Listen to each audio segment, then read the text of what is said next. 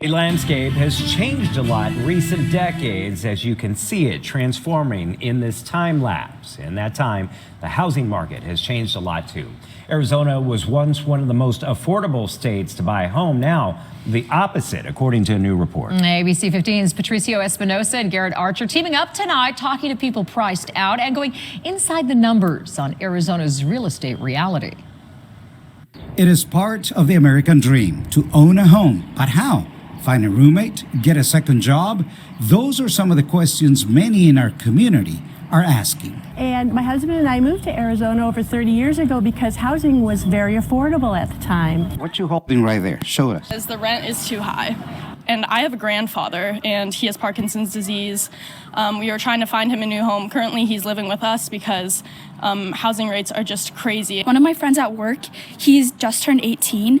He would be a senior in high school, but he had to drop out to make money to help his family pay for rent because they were going to be evicted. And working for ways to help our community activists. They now have a message for Governor Hobbs to sign HB 2570. The Arizona Starter Homes Act will make it possible for for different kinds of homes to be built in the first place. And those options end up being cheaper to build, cheaper to purchase. The bill, which has bipartisan support, removes certain barriers for first-time homebuyers.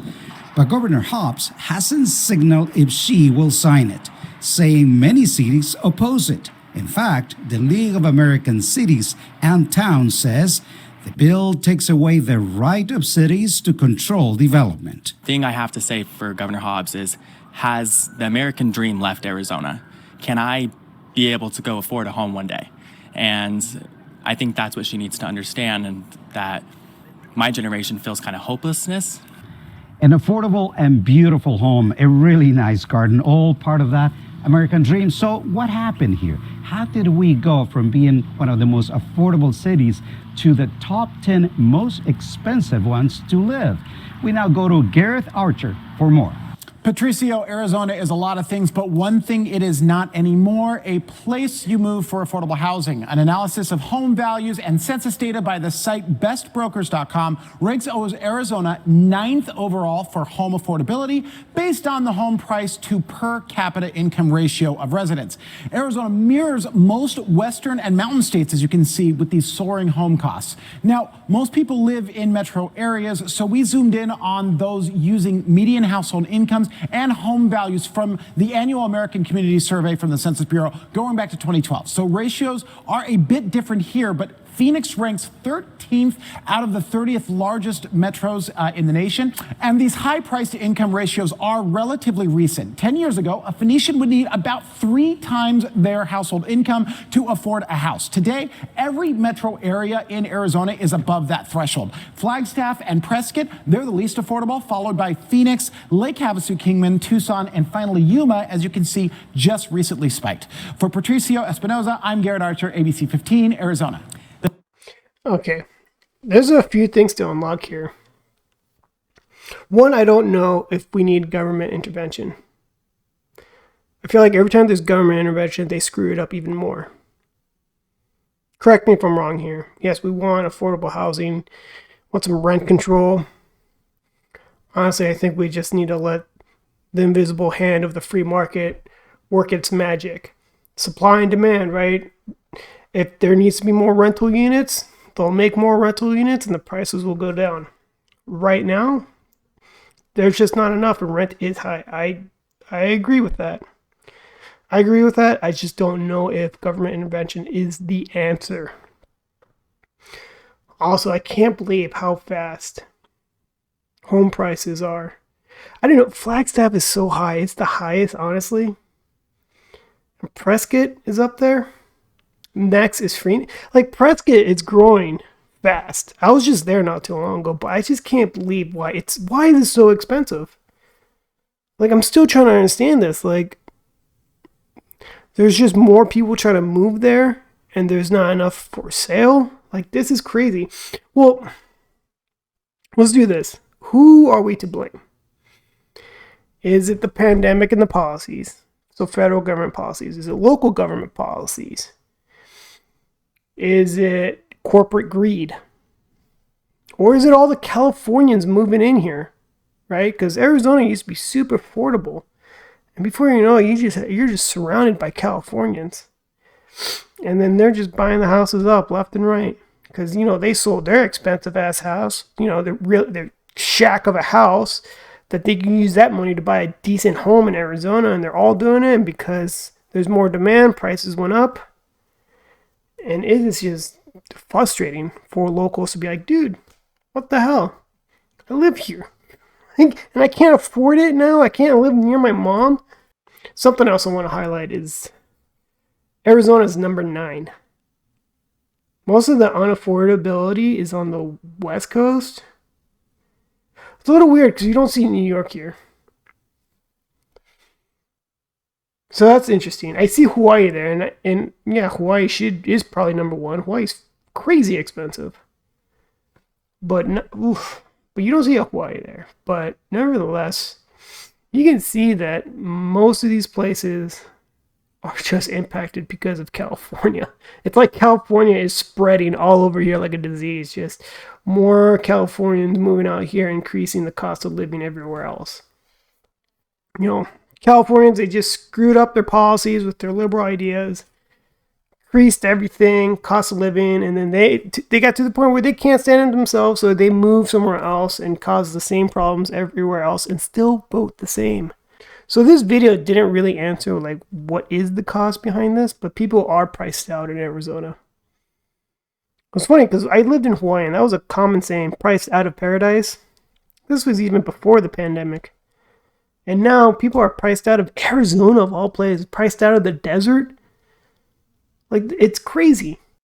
I'm pulling up some new data on Phoenix Metro of what new listing median prices are right now.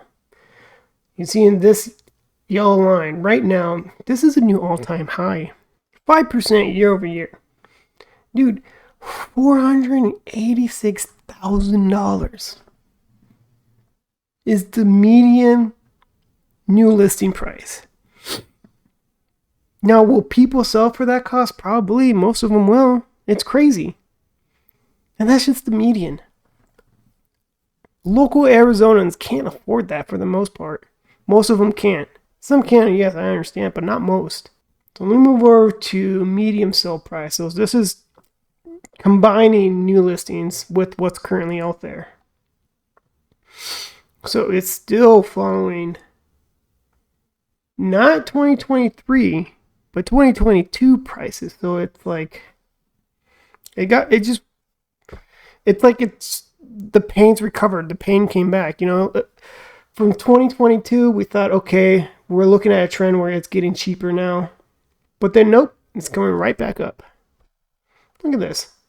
$455,000 for a medium sale price of a home in the Phoenix Metro. I honestly don't know what needs to be done. I keep hearing supply and demand, right? Make more houses, prices go down. Problem is, that can only go so far because you also need people willing to sell their current houses too. But interest rates are so high. Wages have not caught up. And then, honestly, I don't think wages will ever catch up. I hear this argument for years now. Decades. Wages need to catch up. Wages are not catching up. They never catch up. They never do. If you're in a situation where your wages don't cover your current costs, you need to do something else. Just 3 years ago, median household was about $359,000. Still expensive. A little bit expensive. I'm used to barely 300, just under 300 for Phoenix Metro. But now $455,000. Holy crap, man! Who can afford that? Well, how can you respond? I feel so powerless. I know a lot of people who are trying to buy a house and stop being a renter feel so powerless. I don't know what the solution is. A lot of people say it's the Democratic liberal policies. Maybe there's something to it. I know a lot of it has to do with the Federal Reserve. They created the problem, and now they're trying to fix the problem with high interest rates. It's just a straight crap show, honestly. Build more houses, but we keep seeing more investors are buying houses and snatching them up right away. They buy it all cash.